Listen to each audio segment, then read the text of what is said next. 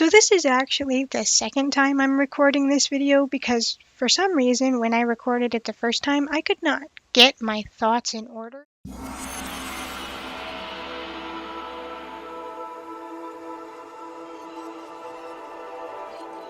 And welcome back to another book review.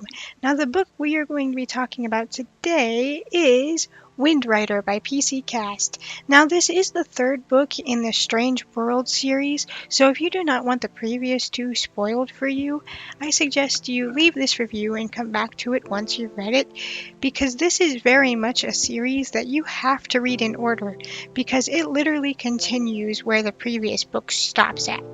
So you can't read these books out of order, and if you have this book spoiled for you, then it's going to completely spoil the previous two. With that being said, and with giving the people time to leave that want to leave, let's get into the characters of this book.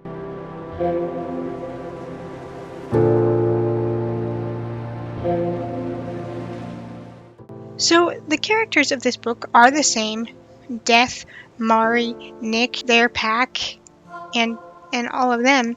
But we are introduced to a new character, and it is from a tribe that has been slowly introduced as we're reading the books, the people that bond with horses, and they call themselves the Windriders. One of the main Windriders is River, and she is the daughter to the current Mayor Rider, who is the leader of the herd. We see River kind of bonding with her horse and gearing up to do the race or the obstacle course to become lead mayor like her mother was.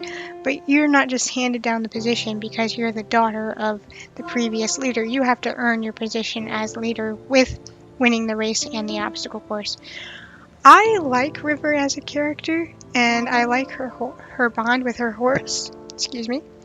And I cannot wait to see how the story continues with her, because she is new and coming in fairly late into the series, so I hope it pays off well. And with that being said, let's get into my thoughts about this book.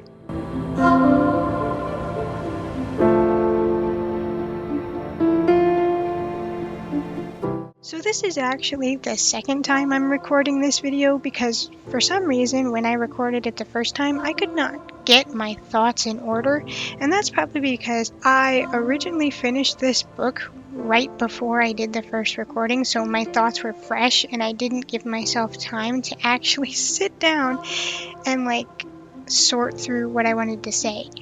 But in this book, it starts off directly after the second one, just like the second one took off after the first one, which is why I say you can't read these out of order. You're going to be so lost and so confused and stuck in the middle of the plot. So we see Death having successfully conquered the Tribe of the Trees, or Nick's previous tribe, and he quickly becomes unhappy with the fact that he now owns the Tribe in the Trees and more territory. He says, oh, it's poisoned just like the city was, even though he's the one that brought the death, the destruction, and the poison to the Tribe in the Trees in the first place, when the whole reason they wanted to leave the city was because it had the poison to begin with. So talk about making your own bed and refusing to lie in it. But because Death has taken over the Tribe in the Trees and decimated practically everybody there, that leads Mari and Nick and their newly formed pack, which is a combination of all the different tribes we've been introduced to so far, including the Skin Stealers, which is Dove and Death's tribe, and the Earthwalkers, Mari's tribe, the Tribe of the Trees, Nick's tribe, and the Lynx people, which are Antras's tribe. It includes all of them. The pack is supposed to be a place where everyone from every walk of life can come to and be themselves and not be judged for it. It's like an all-inclusive, all-in-one place to be. And we see them deciding to form the pack and then deciding it's time to move to a safer place, because if Death came for the Tribe in the Trees, he's going to come for the close-knitted Earthwalkers next. So we need to get the heck out of here as fast as possible.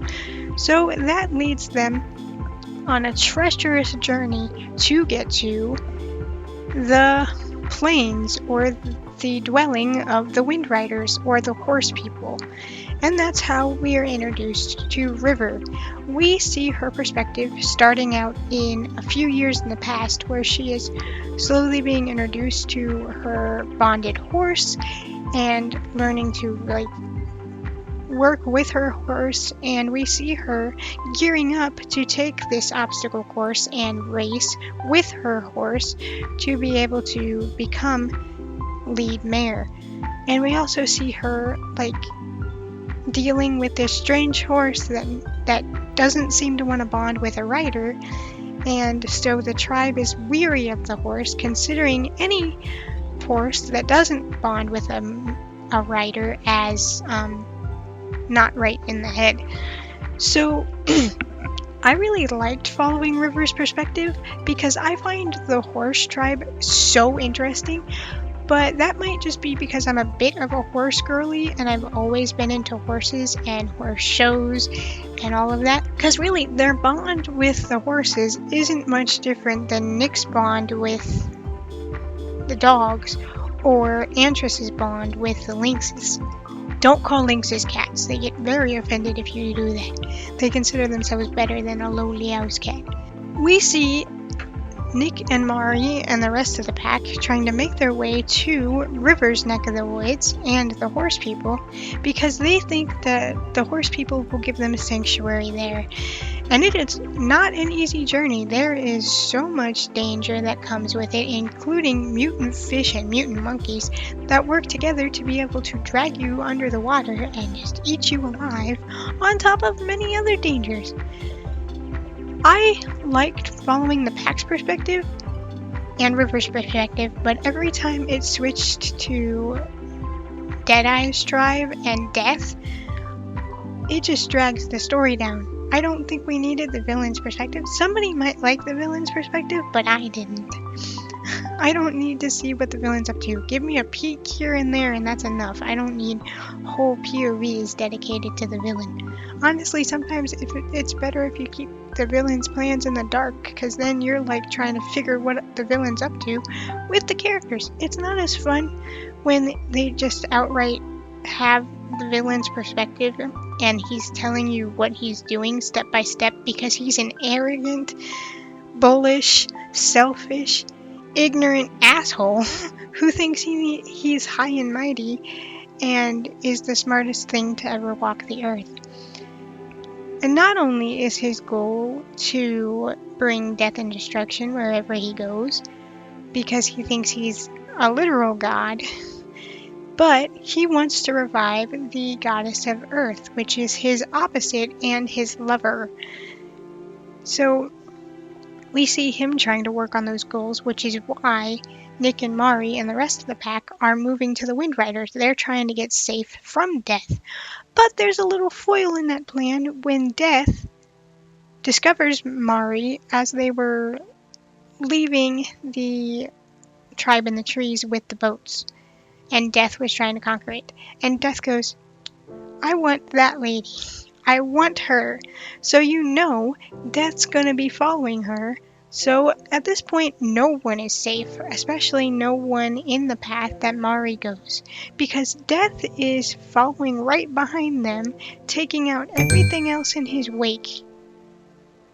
For power, for fun, he doesn't really have any clear motives of why he's doing all this. He just wants to rule. And my thought is, what's the point of ruling a land where there is nothing to rule over? I know he can bring people, bring ghosts back into bodies because he is Death, but you're still not ruling anything. It's an empty land. Woohoo! I hate him, and that's by design. But my goodness. But I am so excited to see how this is all going to plan out, because I think it's only a 4-book series, which means I got 1 book to go. And I'm I want to know. I like this book. I like her writing, which is strange because I read a book from her in the past. I think it was like marked and it was one about witches. I didn't like that one too much. That series is a long series and I DNF'd it halfway through book 1. There was no way I was getting through the series. But this series, I like it. I find myself like strangely intrigued by wanting to continue reading, and I don't know if that's because it reminds me of His Dark Materials by Philip Pullman, because if you don't know, His Dark Materials are born with animal companions that are part of their soul. So it kind of reminds me of that, but a more grown-up version of it. I don't know. But I like the world, I like the characters. I like that Death is unapologetically evil, even if I don't like his perspective of things, because he's just obnoxious to listen to and be in the sidestep of. But I will say, since Dove left Death because she was terrified to become his body for the goddess of life, he has to find someone else to be his mouthpiece. So he chooses a storyteller from Nick's tribe by the name of Raylinda, or something like that. I don't know, I called her Relinda. But we see Death's point of view through Rylinda mainly. And the way she's just like, I'm gonna find a way to kill your dumbass, and I'm gonna do it as soon as I can. Like, she's like biding her time and trying to figure out ways to like take out Death while keeping herself alive in his presence, because Death doesn't care. He will kill you like that at the drop of a hat if you don't do what he wants you to. I did not mean for that to rhyme. Which begs the question, I wish he would kill Thaddeus. Like, I don't know why he's keeping Thaddeus alive, because Thaddeus has done nothing but run his mouth, question Death, threaten all of Death's workers that he wants alive, yet Death keeps him around. He's like an annoying pet that Death doesn't want to kill. And I'm like, Thaddeus is the reason all of this shit happened in the first place. Thaddeus is the reason everything happened. Just, why are we keeping this annoying little twat alive? He's the reason for all the death of the members of the tribe. He's the reason for the death of Nick's father, the death of his entire tribe. He's a traitor. He killed his own dog, which is like a big, big, big taboo, because your dogs are connected to you. That would be like cutting out your own heart. But he didn't care. So, we ended book 3. Major spoilers here, so if you don't want it, again, click off. I already gave a spoiler warning, but if you're still here, this is major spoilers. But, okay, assuming all those that are gone when I said major spoilers, I'm going to talk about it now. So, we ended book 3 with Mari and the pack showing up at the tribe of the Wind Riders, and Dove bonding one of the horses, which is the mare, or not the mare, the mares are female, the stallion that River encountered. So it seems peaceful for now, but Death is literally looming in the background. So I don't know how this is gonna turn out, because these people just met the pack. And then the pack has this dark shadow following them, so they might leave them high and dry to be like, this is your problem, why did you bring this here? Or they might help, and it's going to be an all-out war to stop Death. Which, I don't know how they're going to do that, so I'm like, I'm ready to find out. But, for now, my brother got me a book on a whim, and it's called The Most Likely Event by Rebecca Yarros. And he was just browsing Amazon one day, and this popped up. And so I was like, hey, can you click on that real quick? I want to see the description of it, see if I want to get it, because I like Rebecca's writing, because if you don't know, Rebecca Yaros is the one who wrote Fourth Wing, Iron Flame, and now Onyx Storm. So I was gonna like see if I liked the description of the book and then like get it on my Nook, but he just ordered 2 copies of it and gave me one. So I was like, I'll pay you back. He goes, no, you won't. So I have this now. So I think I'm gonna start this and see how it goes because it sounds really good. It sounds so good. It's like a mystery. It seems so cool. But I hope you guys enjoyed this and I hope to see you next time.